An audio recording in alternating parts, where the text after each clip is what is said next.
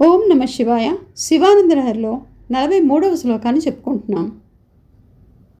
మాగశ్చస్త్వ మితిస్తతో గిరిస భోమయ్యేవ వాసం కురు స్వామిన్న నాదికిరాత మామకమనః కాంతార సీమాంతరే వర్తంతే బహుశో మృగా మదజుషో మాత్సర్య మోహోదయ స్థాంతహాత్వ మృగాయ వినోద రుచితాలాభం చ సంప్రాప్యసీః.